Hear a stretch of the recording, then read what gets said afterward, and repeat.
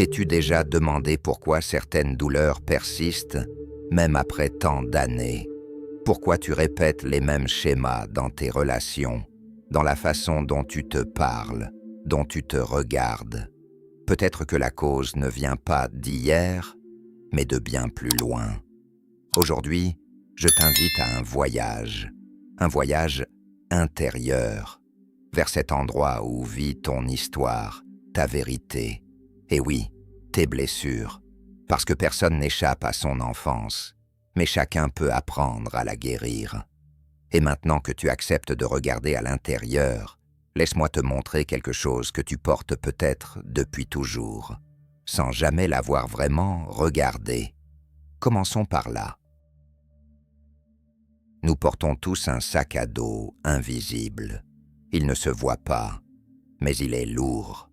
C'est un fardeau émotionnel que nous accumulons depuis notre plus jeune âge.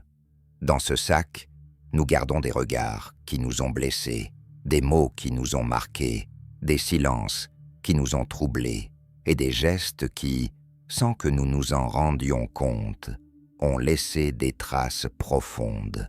Même lorsque nous pensons avancer, ces expériences restent là, enfouies mais bien vivantes, comme si le passé continuait de respirer en nous.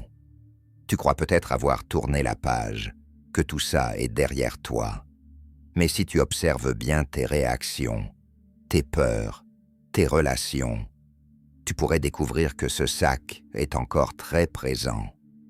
Carl Jung expliquait que ces expériences de la messe de l'enfance, si elles ne sont pas rendues conscientes, gouvernent notre vie à notre insu. Ce que nous ne voyons pas, ce que nous refusons de reconnaître, finit par nous diriger. Et nous appelons cela le destin. L'enfance n'est pas un chapitre clos, c'est un écho qui résonne dans le présent. Le problème n'est pas d'avoir vécu des choses difficiles.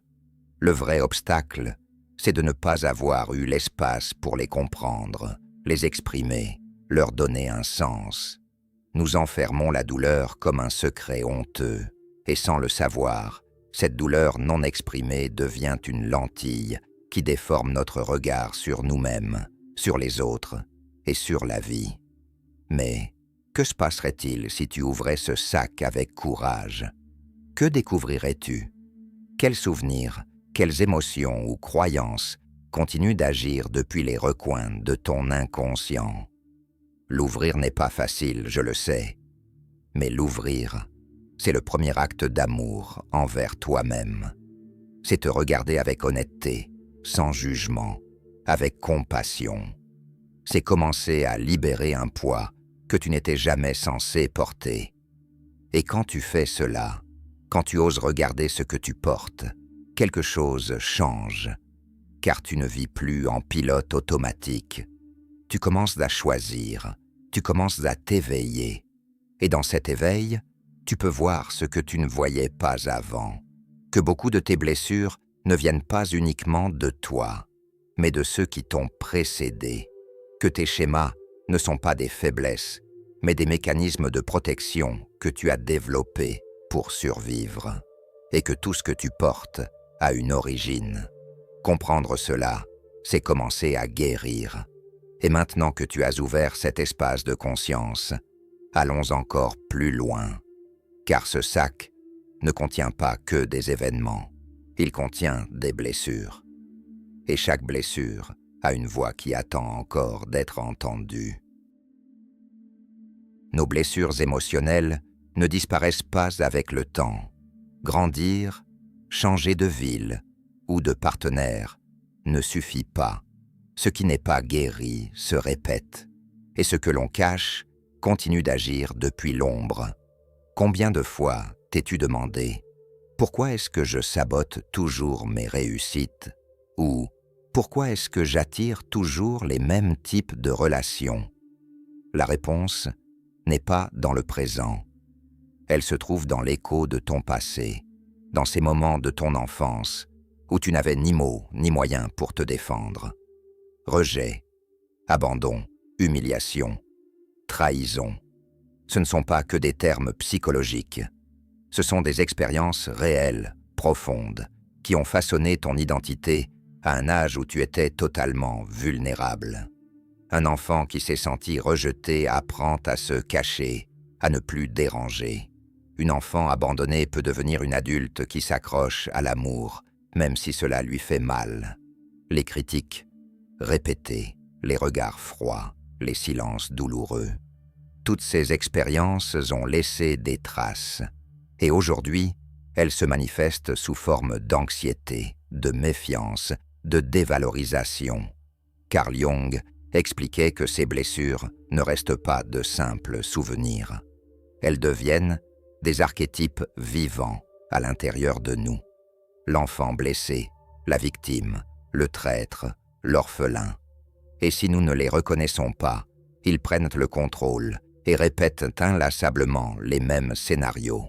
Et il y a plus encore. Certaines de ces blessures ne viennent même pas de toi. Elles sont héritées. Ce sont les douleurs non résolues de tes parents, de tes grands-parents, de tes ancêtres. Des peurs qui ne t'appartiennent pas, mais que tu portes comme si elles étaient tiennes. C'est pourquoi guérir n'est pas seulement un acte personnel. C'est un acte de libération pour des générations entières. Tu ne guéris pas que pour toi. Tu fermes des cycles qui n'ont jamais été refermés. Mais pour cela, il faut d'abord regarder, il faut reconnaître, il faut nommer. Car ce qui n'est pas nommé agite en silence. Ce n'est pas ta faute si tu as été blessé. Mais c'est désormais ta responsabilité d'écouter les voix qui crient encore en toi. Et quand tu le fais, quand tu t'arrêtes pour les entendre, quelque chose de puissant se produit. Tu réalises que tu n'es pas brisé, tu es vivant, que cette sensibilité que tu croyais être une faiblesse est en réalité ta plus grande force, que ta douleur a un message, une direction, une sagesse, et que chaque schéma qui se répète n'est pas une punition, mais une invitation à aller plus loin. Et maintenant que tu as identifié ces blessures, maintenant que tu sais que tu n'es ni seul, ni condamné à reproduire les mêmes erreurs, il est temps de passer de la prise de conscience à l'action. Car guérir ne consiste pas seulement à comprendre, mais à s'engager sur un nouveau chemin. Guérir ne signifie pas effacer le passé, mais le transformer. C'est faire de la douleur une sagesse, de la blessure une conscience et de la répétition une opportunité de choix. Et pour cela, comprendre ne suffit pas. Il faut agir, s'engager envers soi-même, poser des gestes concrets vers une vie plus authentique. Jung parlait d'un processus essentiel appelé individuation. C'est le chemin qui mène à devenir réellement soi-même, au-delà des masques, de la peur ou des attentes des autres. Il ne s'agit pas d'être parfait, mais d'intégrer ses lumières et ses ombres, ses blessures et ses forces. Voici maintenant 3 étapes puissantes pour avancer sur ce chemin. Étape 1. La connexion avec l'enfant intérieur. En toi vit encore un petit être, fragile, innocent, sensible, ton enfant intérieur. Trop souvent ignoré, il attend toujours d'être entendu. Il se manifeste à travers tes réactions impulsives, tes émotions intenses, ce vide ou cette peur que tu ne sais pas nommer. Te connecter à lui, c'est te regarder avec douceur. Ferme les yeux, respire profondément et imagine l'enfant que tu étais. Demande-lui, de quoi as-tu besoin aujourd'hui? Peut-être te demandera-t-il de l'amour, de la sécurité, du repos ou simplement de l'écoute. Ne le juge pas, écoute-le avec tendresse et promets-lui que désormais tu es là pour lui. Ce n'est pas un jeu mental, c'est un acte profond de réconciliation. Étape 2. L'auto-acceptation. Beaucoup de blessures de l'enfance ont laissé des traces de honte, de culpabilité, de pensées là comme « je ne suis pas assez bien » ou « tout est de ma faute ». Ces idées sont devenues une voix intérieure qui te juge, qui te pousse à l'épuisement. qui t'empêche d'être en paix. T'accepter, c'est cesser de te battre contre toi-même. C'est te regarder avec honnêteté, reconnaître tes erreurs, tes chutes, tes peurs, et continuer à te choisir. Un exercice puissant consiste à t'écrire une lettre dans laquelle tu reconnais ton courage, ton parcours, ta résilience. Écris-la comme si tu l'envoyais à quelqu'un que tu aimes profondément, car tu mérites ce même amour. Étape 3. Cultiver des relations saines. Les blessures émotionnelles nous entraînent souvent à répéter les mêmes schémas relationnels. Des personnes qui ne respectent pas nos limites, des liens où l'on doit toujours prouver sa valeur, des environnements où l'on ne peut pas être soi-même. Guérir, c'est aussi choisir un nouveau cadre. Apprendre à dire non sans culpabilité, à poser des limites avec clarté, à t'entourer de personnes qui te voient vraiment. Il ne s'agit pas d'attendre que les autres changent, mais de transformer la façon dont tu entres en relation. La relation la plus précieuse à guérir, c'est celle que tu entretiens avec toi-même. Lorsque tu te respectes, tu attires le respect. Lorsque tu t'aimes, tu ne tolères plus ce qui te blesse. Chacune de ces étapes, reconnecter avec ton enfant intérieur, t'accepter entièrement et choisir des liens conscients, est un acte d'amour, un acte de dignité et un acte profondément transformateur, car en guérissant, tu brises des chaînes, et en les brisant, tu ouvres des chemins nouveaux pour toi et pour ceux qui viendront après toi. Et maintenant que tu as parcouru ce bout de chemin, souviens-toi, tu n'es pas brisé, tu es en train de t'éveiller.